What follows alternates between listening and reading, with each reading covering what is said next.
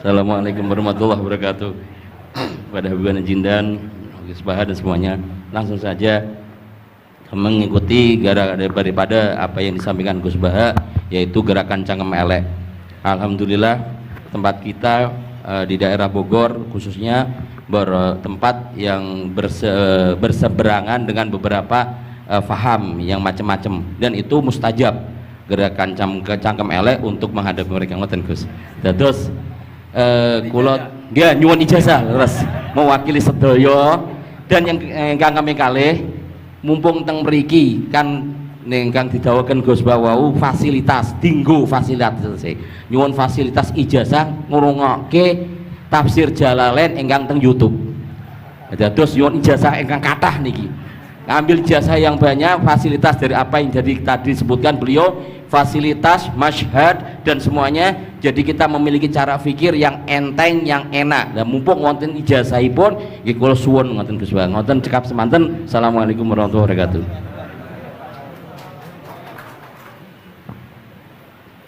Assalamualaikum warahmatullahi wabarakatuh. Gus Baha, saya Nawawi Bahrudin. Kalau secara organisasi saya dari PCNU Kota Tangerang. Saya Mustasar. Bersyukur sekali saya bisa berjumpa dengan Gus Baha dan Habib Jindan, yang beliau ini keduanya adalah idola saya.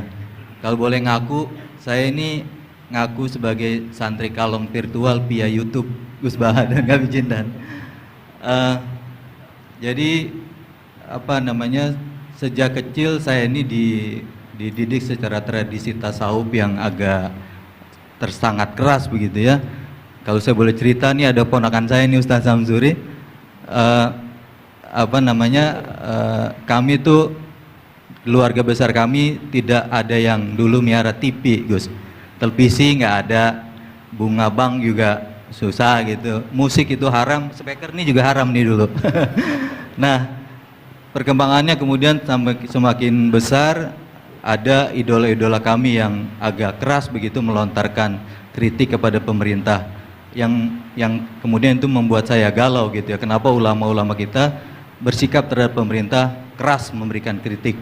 Nah saya menemukan jawaban bertemu dengan Habib Jindan via YouTube tentunya dulu ya, walaupun saya kebetulan pernah juga silaturahim, kemudian juga dengan Gus Baha. Ini ada perspektif yang berbeda gitu ya, antara relasi ulama dengan umaro. Pendekatannya itu tidak yang kritik, yang bukan sekedar kritik tapi adalah menghujat. Nah ini saya temukan formula yang sangat menjawab kebutuhan saya pribadi, sehingga istri saya ini udah mulai cemburu sama Gus Baha karena saya terlalu sering nonton YouTube Gus Baha. Gitu. Nah yang kedua, soal sanad ya, salah satu bukti saya pernah dengar cerita Gus Baha, agama itu adalah bir riwayah, oleh karena itu perlu sanad. Nah saya merindukan bersanad dengan Gus Baha nih, tapi kan saya bukan santri yang secara langsung, oleh karena itu dalam kesempatan ini saya ingin minta rukhsah sebetulnya Gus dan Habib.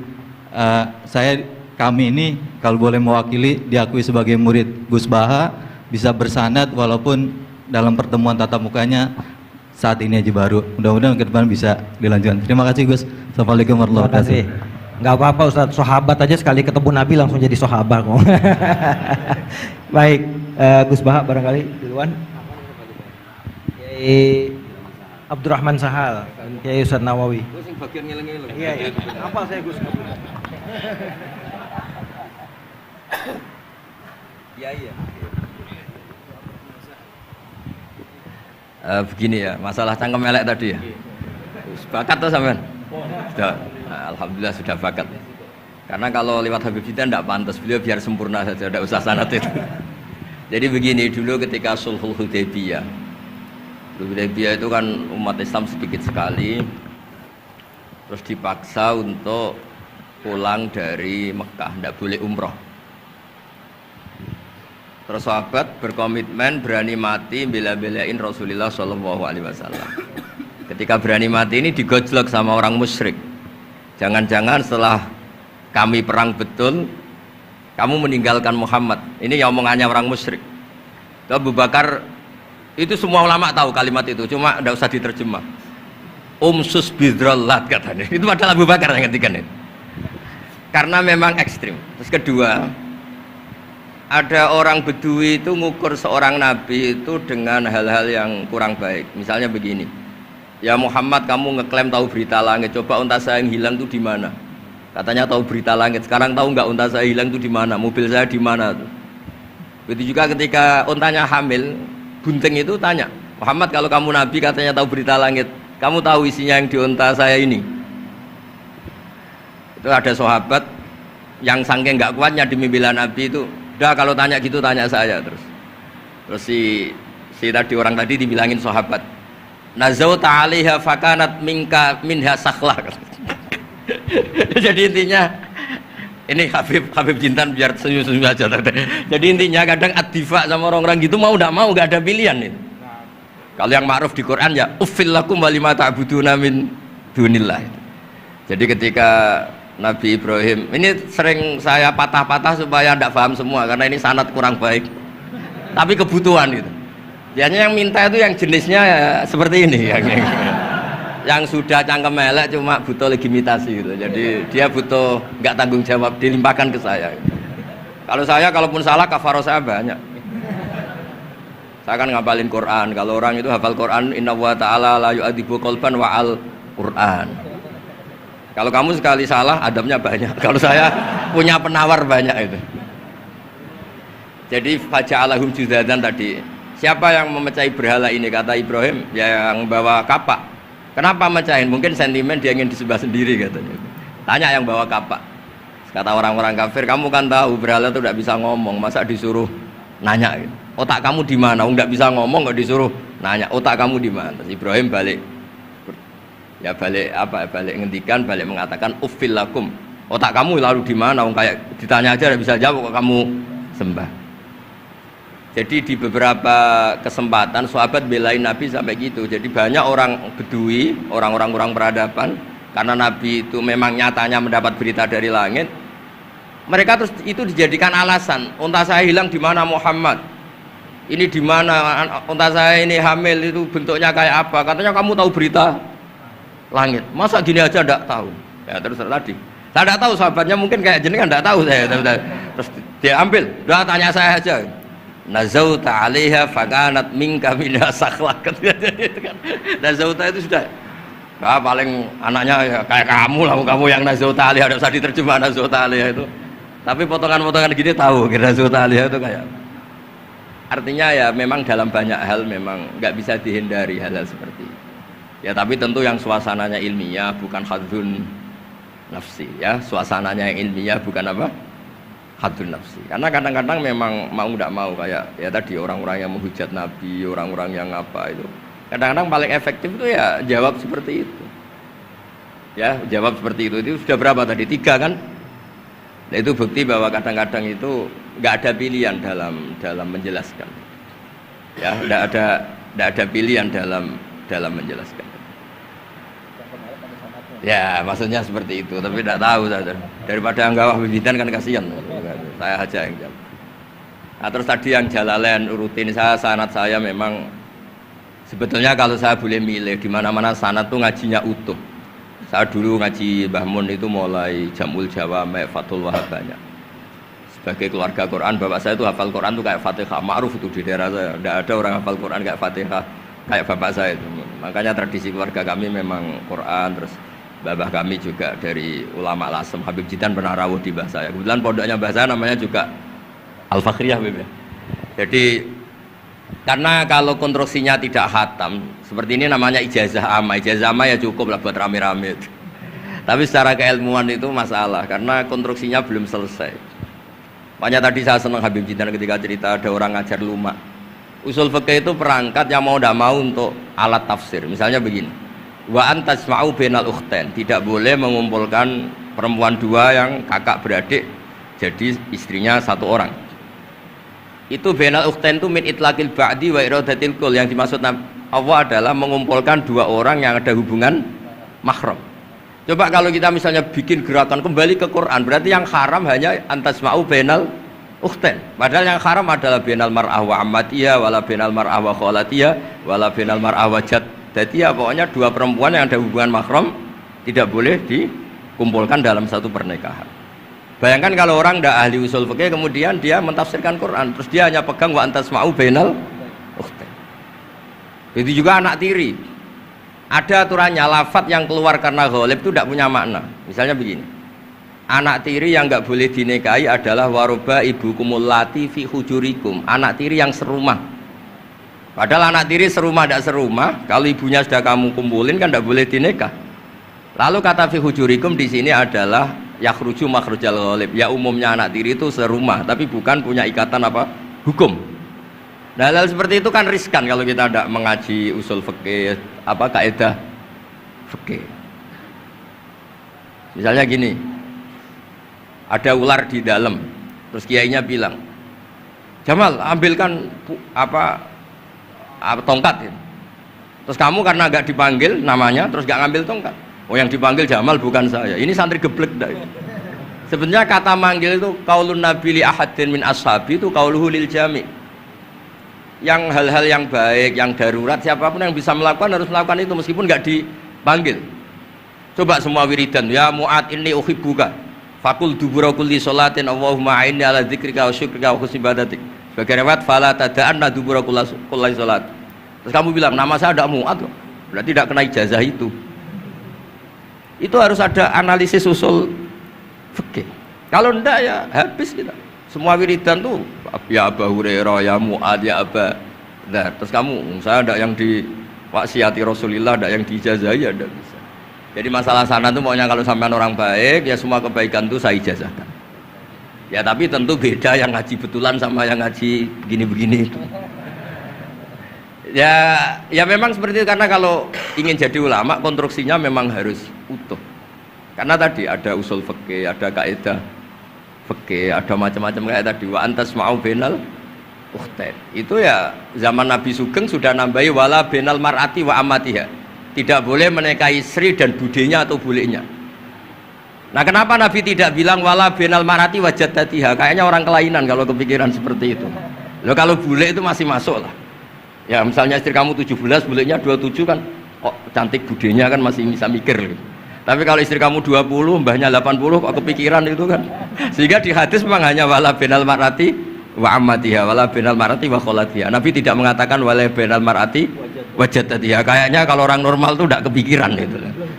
Ya tapi apapun itu nyatanya Quran hanya wa antasma'u bainal ukhtain. Itu kalau nggak dijelaskan pakai usul fikih, ini min itlaqil badi wa iradil qul secara balaghah.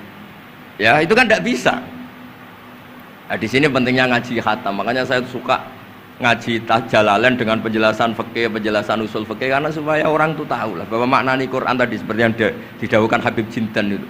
Ya kalau kamu tidak menguasai betul, terus akhirnya ngomong menurut saya, Quran kok menurut saya, menurut perasaan saya tidak bisa. Kata Habib Jindan kok biro'ihi, ya sudah pesan tiket di neraka. Ngeri kan? Apalagi sudah biro'ihi dapat penghormatan, dapat uang, dapat panggung. Islam kok menurut saya, loh ini Islam ya menurut Rasulullah, Islam kok menurut saya. Makanya ini saya fanatik bahwa kitab tadi saya tunjukkan ke Habib Jindan beberapa kitabnya Said Muhammad yang menyebut mbah beliau apa supaya mudawwan. Dulu itu ada orang alim alama namanya Les bin Sa'ad. Kata Imam Syafi'i, "Al-Les afqahu min Malik illa annahu daya'ahu ashabuh." Imam Les secara fikih itu lebih alim dibanding Imam Malik, tapi daya'ahu ashabuh. Murid-muridnya enggak menulis. Andai kan Habib Salim tidak punya putra Habib Novel, tidak punya cucu Habib Jindan, mungkin orang enggak bakas lagi Habib Salim. Bazuber andai kan tidak punya putra Mbah Mun, orang juga nggak bakas lagi Bazuber. Bapak saya Kiai Nur Salim andai kan tidak punya putra Samu, kan orang sudah lupa. Dulu ini cerita yang paling ekstrim. Dulu Nabi Ibrahim pernah dikira Yahudi karena punya keturunan Yahuda bin Yakub bin Ishak bin Ibrahim. Ketika Yahuda punya perilaku tertentu seakan-akan itu dari mbah-mbahnya. Baru setelah Rasulullah SAW memaklumatkan ad-dinul hanif, ad-dinul Islam millatun hanifiyah, millata abikum Ibrahim, baru terpulihkan nama Ibrahim. Makanya kalau dalam nasihat Arab itu kama takarrama bi Muhammadin Adnan. Dulu orang tuh nggak tahu Adnan itu siapa, Qusay itu siapa, Kilab itu siapa. Gara-gara punya cucu yang bernama Rasulullah Muhammad SAW, Sayyidul Khalqi, orang nyari-nyari Abdullah itu siapa, Abdul Muthalib itu siapa, Hashim itu siapa. Akhirnya diketahui Sayyid Abdullah itu orang yang ganteng, perilakunya baik. Abdul Muthalib itu orang yang pertama sering makan-makan, ngasih makan orang haji, gini-gini.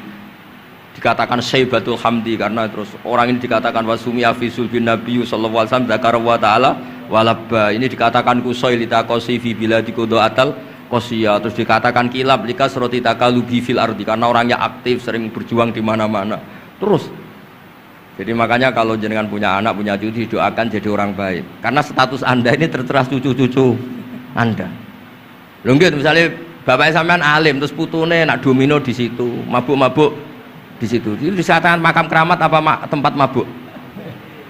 Nah, makanya dzurriyyah ini penting.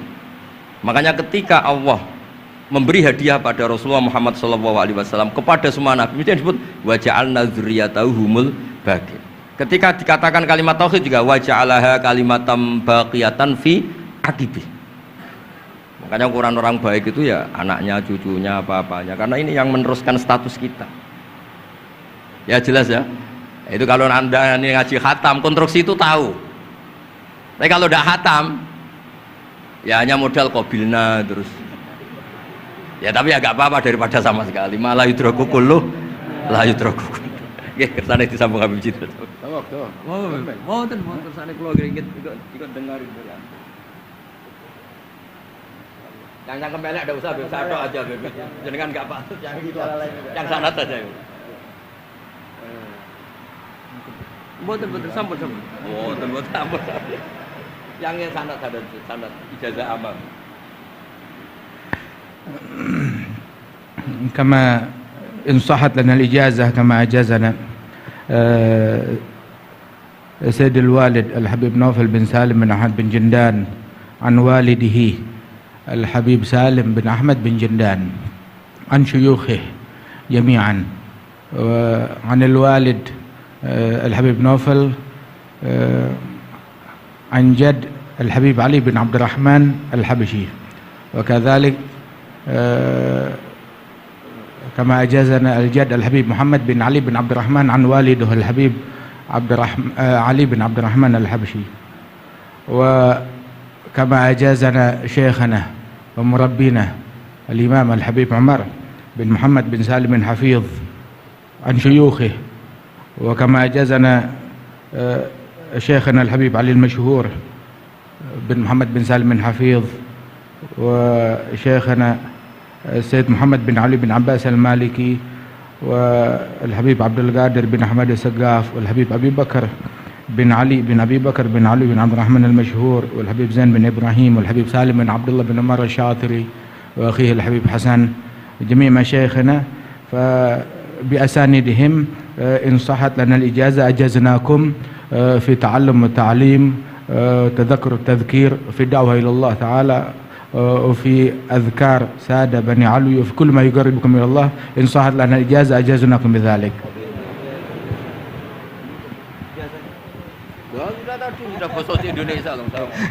Jadi ijazahnya Gus Baha pakai bahasa Indonesia kan. Jadi kita belum qabil tuh tadi. Insyaallah ya, insyaallah. Ada al-iznu bima'na al-ijazah, insyaallah.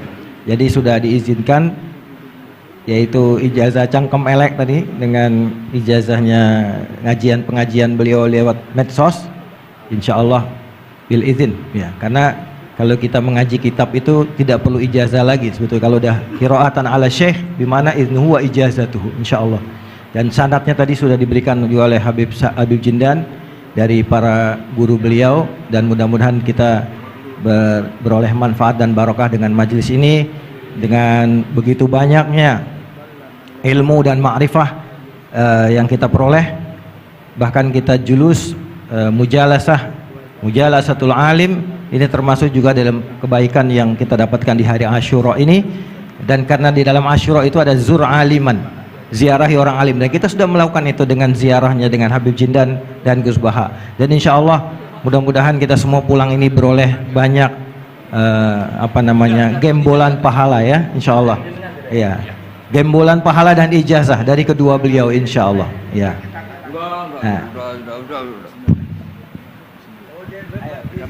Ya, ajazatuhum kama ajazalana syekhuna wa syekhu syekhina Maimun Zubair wa aslafuhu ila Rasulillah sallallahu alaihi wasallam.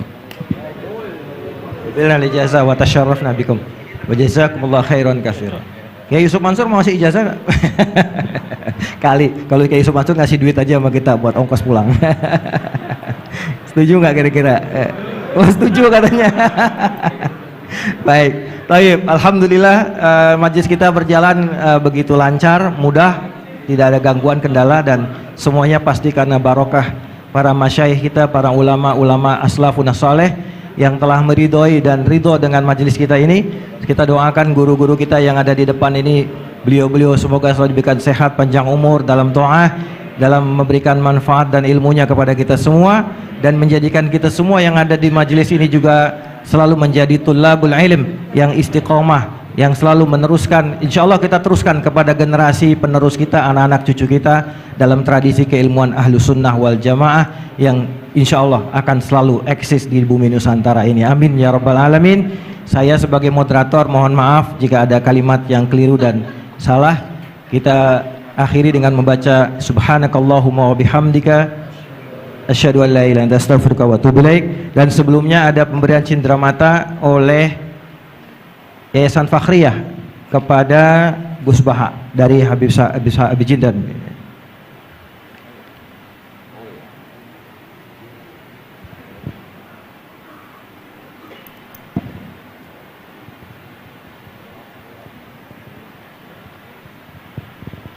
Sallu ala Nabi Muhammad. Kita senang dengan keberadaan beliau berdua ini, Masya Allah. Dan yang kedua dari Majelis Silaturahim diserahkan oleh Ustadz Mustafa Ismail. Fadhal, silakan.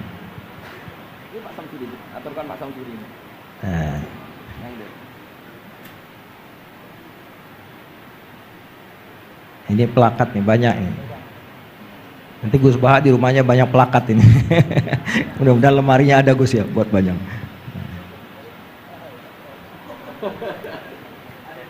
Buat Habib Jindan juga dan buat Gus Baha. Baik.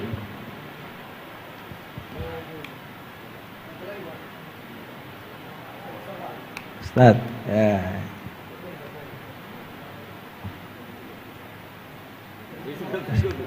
Nah, ini.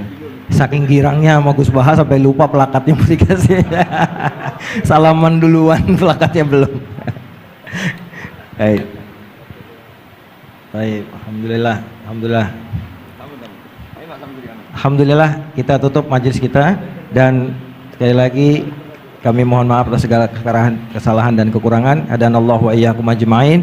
Kita setelah ini ada majelis rohah nanti dipandu oleh MC dan saya sebagai moderator pamit diri dan alafumikum. Assalamualaikum warahmatullahi wabarakatuh.